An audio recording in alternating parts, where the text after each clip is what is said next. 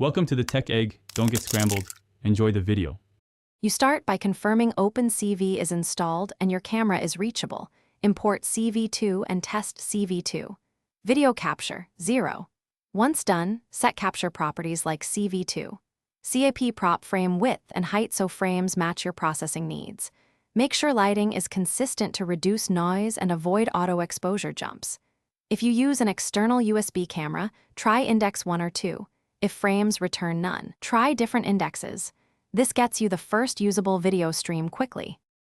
You open a loop to grab frames continuously, call cap, read, and check the Boolean return so you only process valid frames. Then preview with CV2.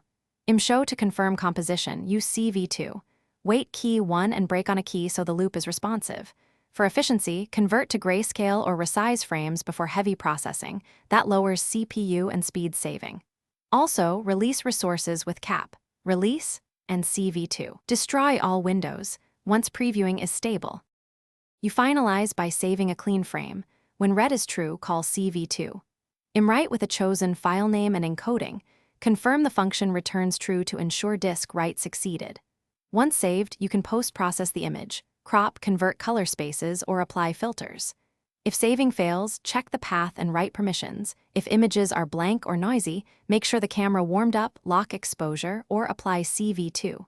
Fast NL means denoising. This closes the capture flow and readies images for. Thanks for watching. Consider subscribing if I helped unscramble your problems.